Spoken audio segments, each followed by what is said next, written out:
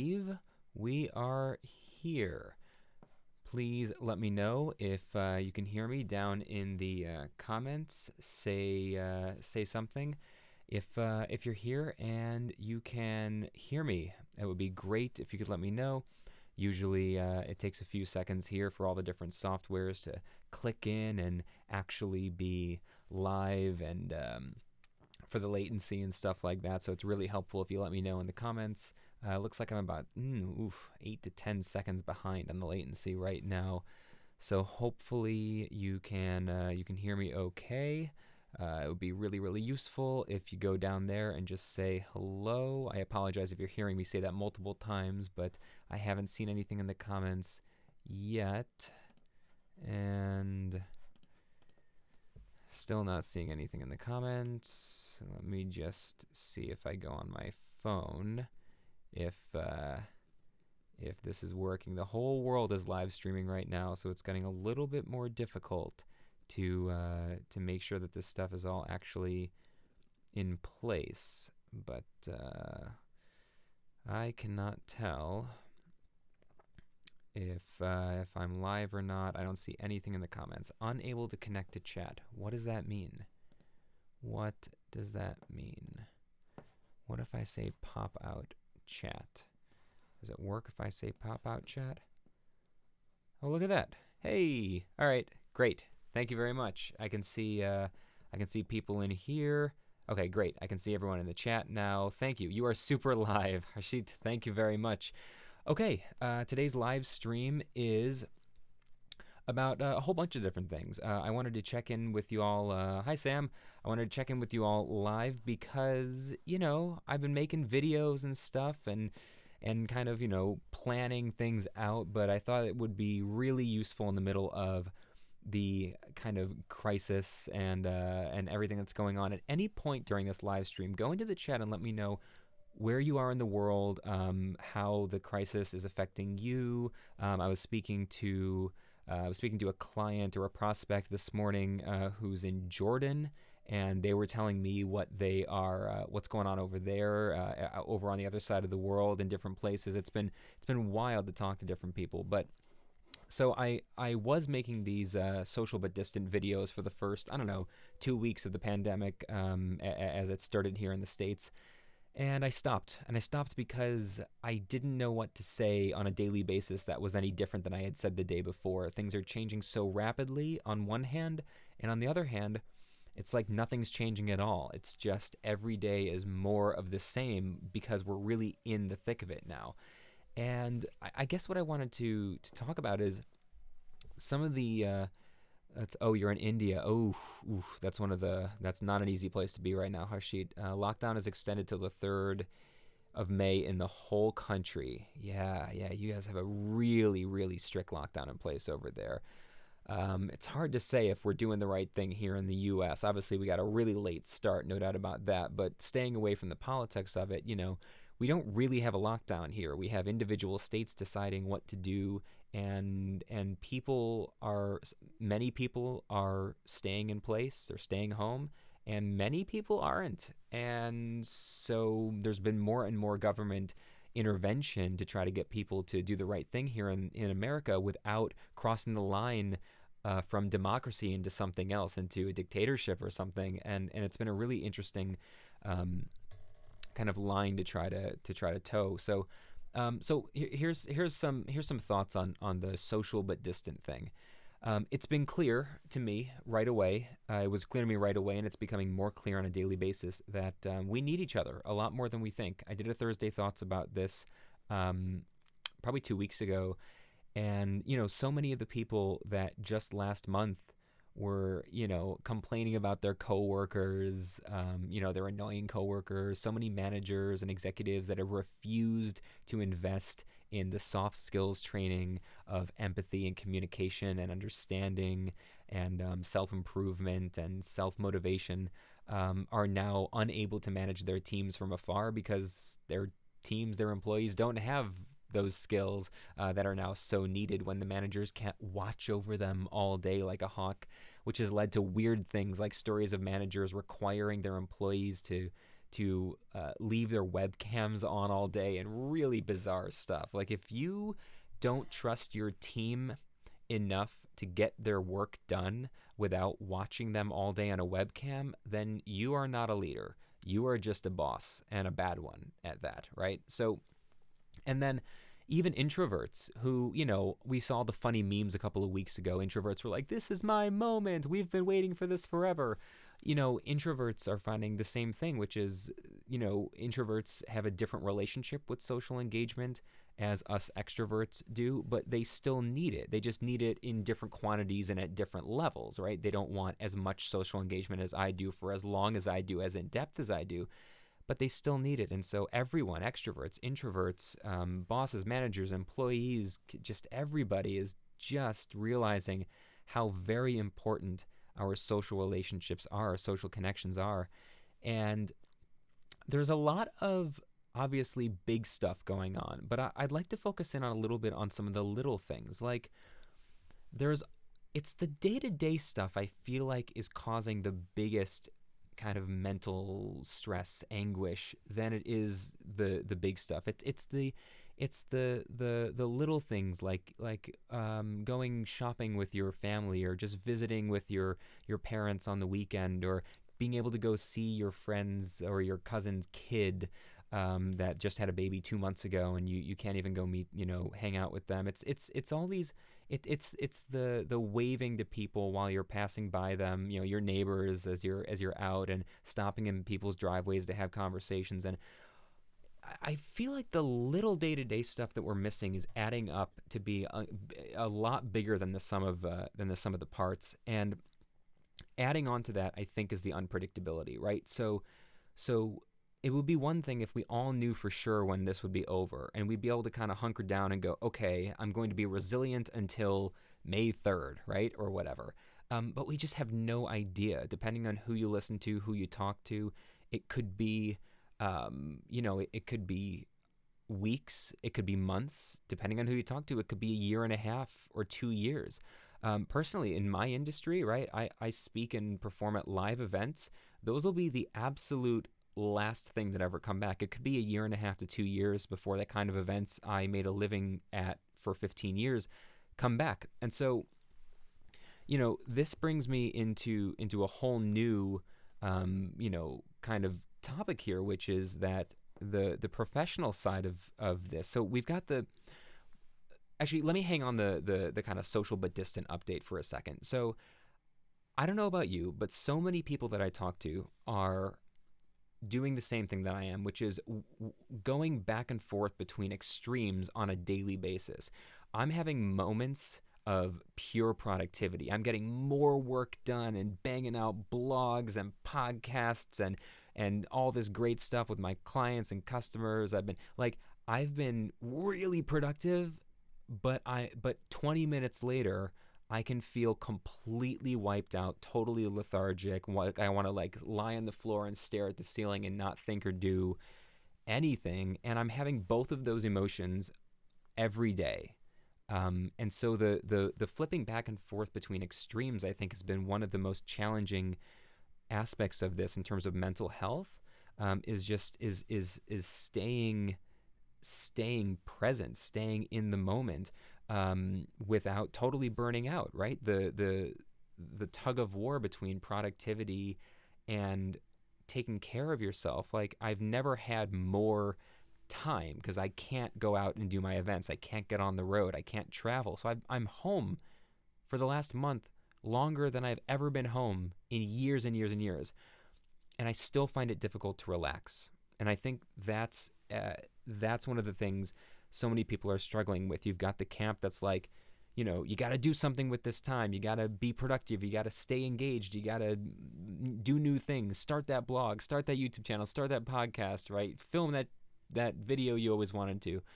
And then there's other people that are like, hey, this is a much needed break, from our go, go, go #hustle culture world.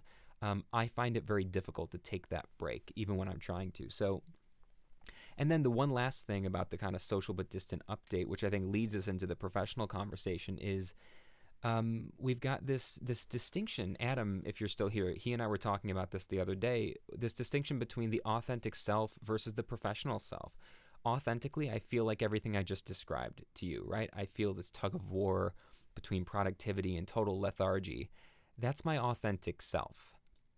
But my professional self doesn't show up like that, right? The professional self, the way that my clients and customers and colleagues see me publicly in the world, is a rock, right? I'm steady, I'm consistent, I show up in the same way over and over and over again, and that distinction between the authentic personal self and the authentic professional self right now is getting blurred because everything is virtual now.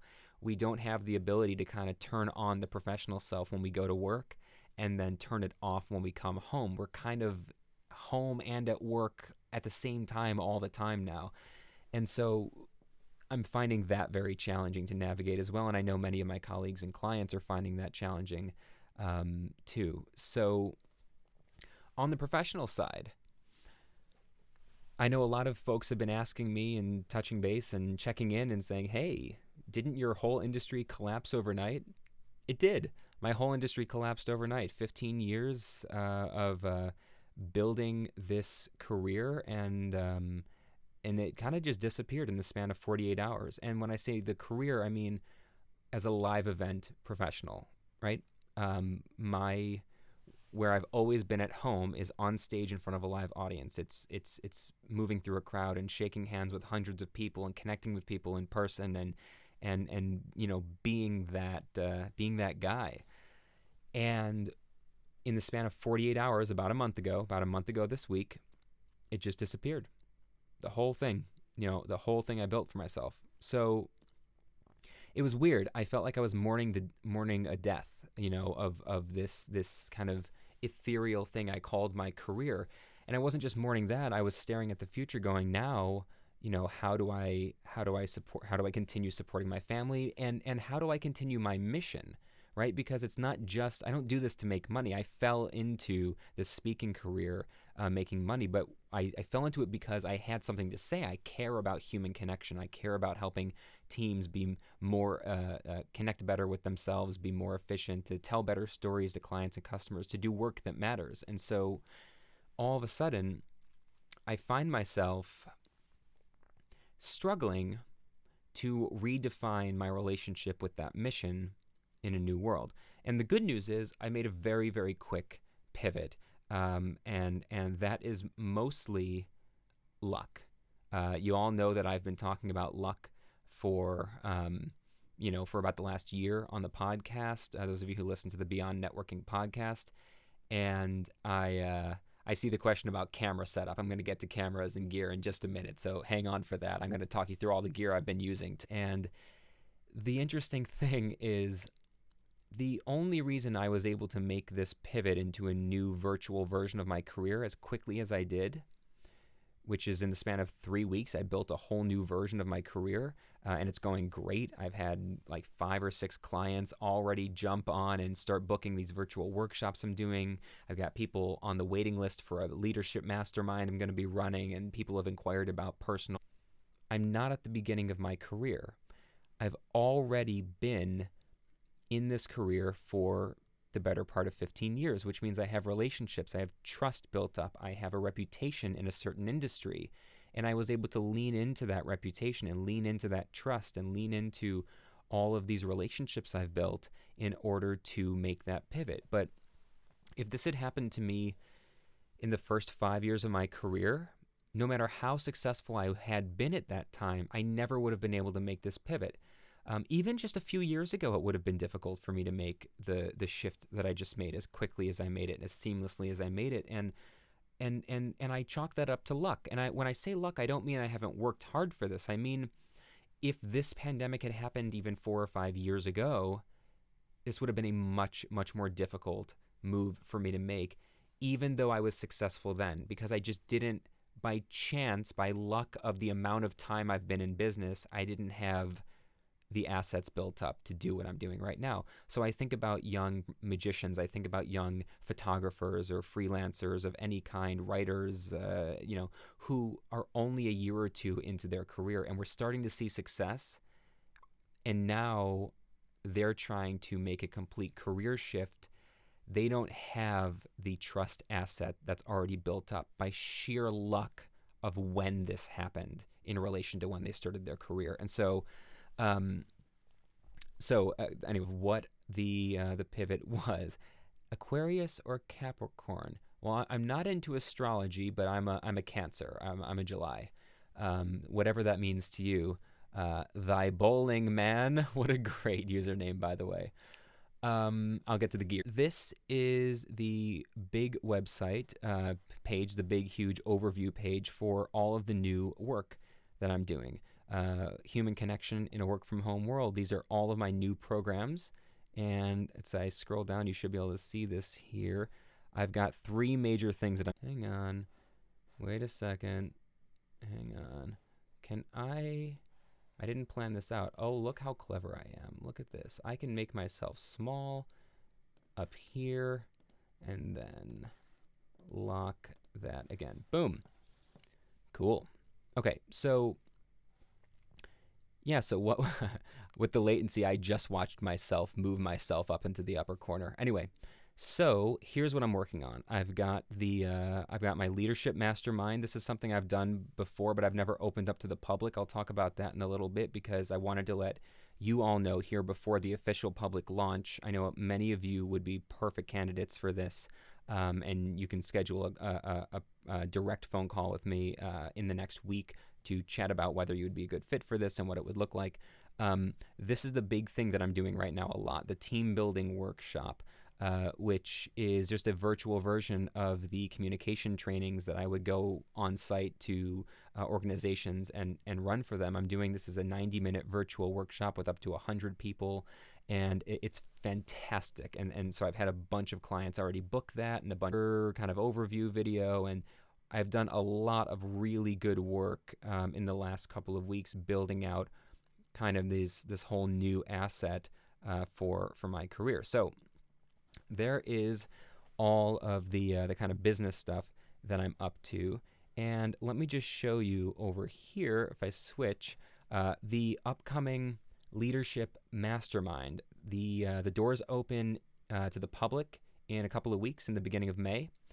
But before that, I already have more folks on the waiting list than I even have slots available. So I may never even need to open it to the public if enough folks, get in. Good night, Sam. You stay well and healthy as well.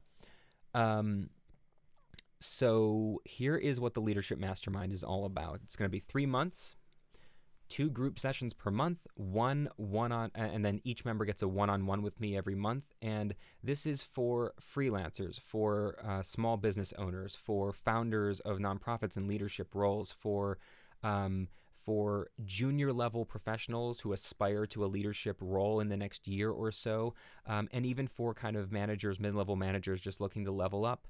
And it means that I am simply a facilitator.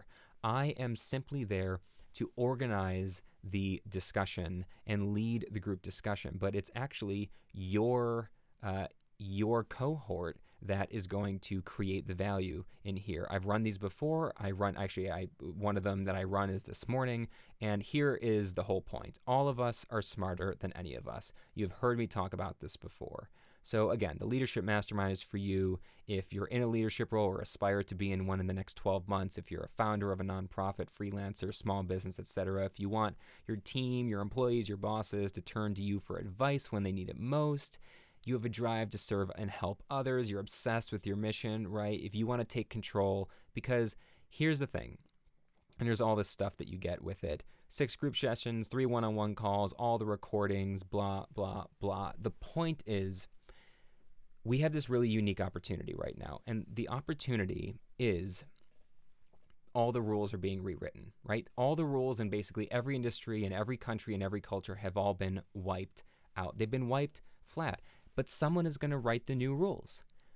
this is an opportunity for you to step up, for your team, for your organization, for your family, for your community, to learn how to be a true leader, because leaders rise in times of crisis. And so I will leave a link in the chat as we're wrapping this up, where you can book a discovery call with me. Actually, is it in here? Can I just toss the No, I don't think I have that link at my fingertips right now. But if you go to that page, which you see right here, you can, right there, boom, that link's in the chat. You can schedule a discovery call, get a one-on-one call with me at some point this week, and we can chat all about what it would look like for you to jump in to that. In the meantime, I know that there were a bunch of folks who were asking about my gear, all the different gear that I've been using. So what gear have I been using? Oh, let's make this. There we go. So what gear have I been using? Well, the gear that I've been using is I'm still using the Panasonic G85 with a 12mm f2.5 lens. It's working great. I'm doing so much work now just using the webcam. This is a Logitech 920, and I'm using an $8 app, just called Webcam Settings, to manually set everything, to lock the exposure, to lock the color balance, and all of that. So that's why when I'm using the webcam, you don't see the exposure changing with the light. You don't see the color temperature changing with the light, because I'm using this $8 third-party app to take control of the webcam settings, because webcams don't give you control, even though they could, which is very silly. So I was able to set the color temperature to 5600 Kelvin, because that's what I'm using for my lights, and I was able to set the exposure to exactly what I wanted. So I have a good amount of exposure versus grain, and yeah, that's why it looks so good. I am using the Rode VideoMic NTG a ton. I'm using it for all of my talking head stuff when I'm doing camera work, not obviously when I'm doing a podcast or a chat like this. But when I run these virtual workshops, I'm using the Rode VideoMic NTG on a stand that sits right here in front of me on the computer, pointed up at me, so you can't see it in frame. And then I can do direct monitoring out of it by plugging my headphones right into it, adjust the gain on the mic itself, and it's got, low cuts and all kinds of great stuff built in. So that has been fantastic for when I'm doing this. I don't mind you seeing the microphone. I can get this really great sound. But when I'm running a workshop, I don't want there to be a microphone in front of my face, because then it feels virtual, and I want my workshops to feel like they always did live and in person. I want my clients to feel like they're getting the same experience that they were getting live. And so in that case, I'm using the VideoMic NTG sat on the table in front of me and pointed up, and it's been just fantastic. That thing is probably the best $250 you could spend on a piece of audio gear these days. Video editing software, I have always used Final Cut Pro. I'm using Final Cut Pro.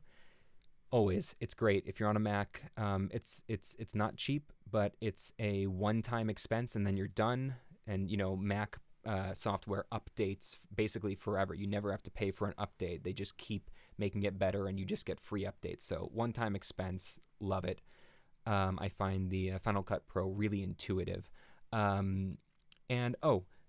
The best thing, hang on. The best thing is this. This teleprompter is fantastic. This is the Parrot teleprompter. It's on sale for $100 right now. It's normally $130, $140. And what's amazing about this is I can do all of my my Thursday Thoughts videos, all the talking head videos that I do for my work, when I do intro videos for clients for upcoming workshops and teasers and stuff.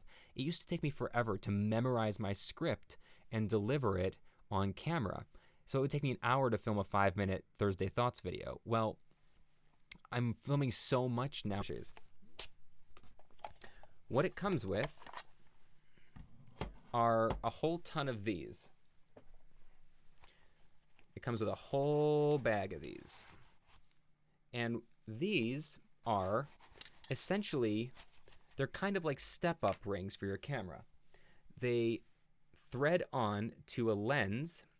So you thread this on to the lens of your camera, just like you would thread on a UV filter or an ND filter or something.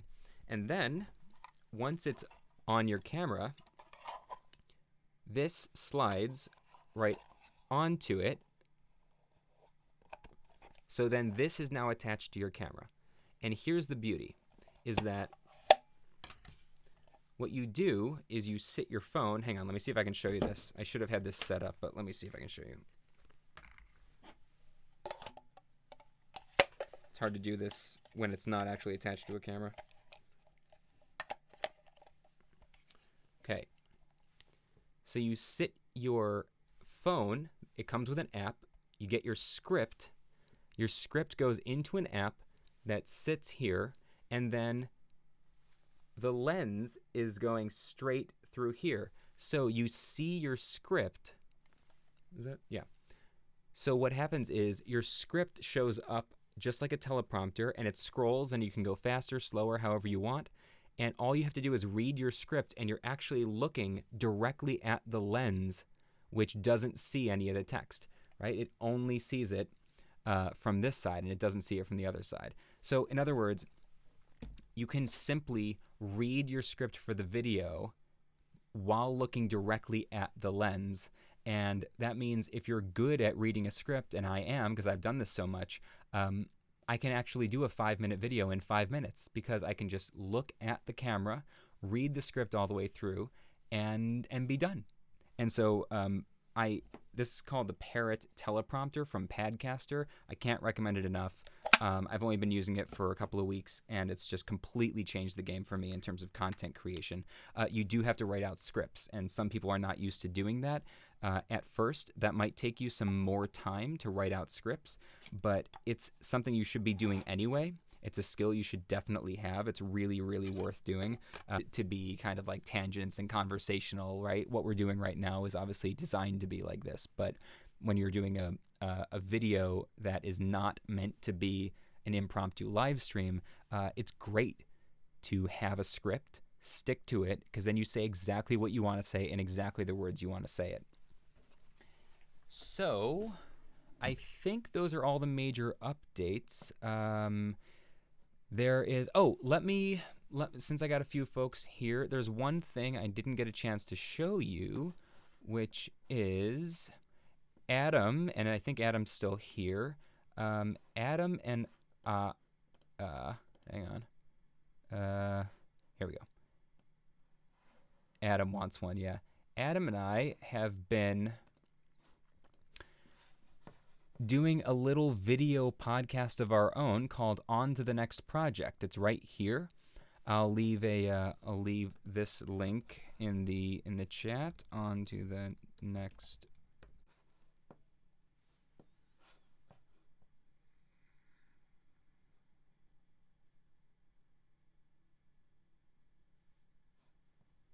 Hey, I think I'm back. Okay. So hopefully you can still see this. What we've got is the this YouTube channel that Adam and I have been doing, On to the Next Project.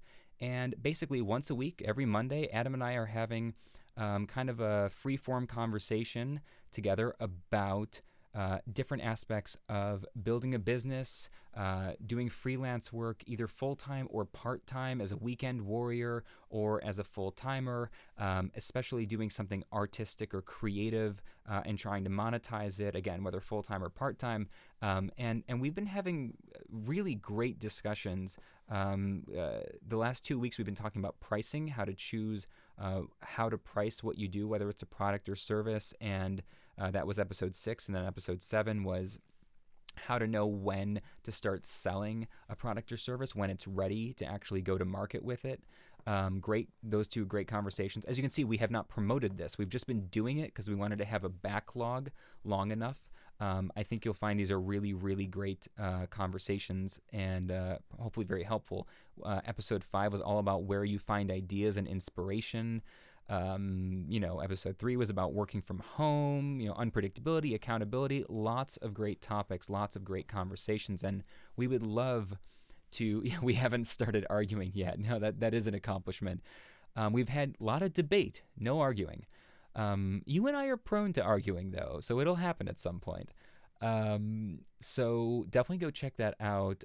Subscribe to that. I think you'll really enjoy it. And more to the point, if you have topics that you're interested in hearing us talk about, let us know in the comments of any of the videos. We really want to talk about stuff that you would find useful related to building a business, freelance work, entrepreneurship, especially with something creative or artistic. So let us know what topics you may or may not have.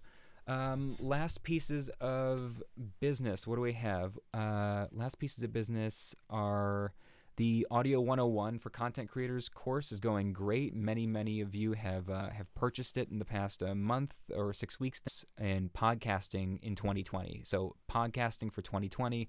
It's going to be a little mini course, both on the mindset, the branding, the development of a podcast, and also the audio, all the different options you have for recording, for filming, for getting the best quality audio and doing it remotely and all sorts of things. So that little mini course, anybody who already owns the Audio 101 course at the time that I release the podcast course will get it for free.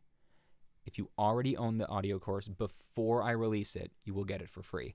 Once it's released, even if you go buy the audio course, it'll be just two totally separate entities. So yeah, podcasting course is coming. If you have anything you'd like to hear me talk about in the podcasting course before I record it, let me know in the chat or in a comment somewhere. And yeah, as you can tell, I'm home, but I'm busier than ever. I think that's about it for me. I hope you're all well. I hope you're staying safe, you're staying healthy. Thanks for tuning in. And unless there are any other questions or comments, I think I'm going to head off and get some more work done. So, all right, that's it for me. Thanks so much for tuning in, everybody. Stay safe, stay healthy, stay well. And always remember, our world is a shared experience. Every interaction is meaningful, even virtual ones, and every person you meet is important. See you later.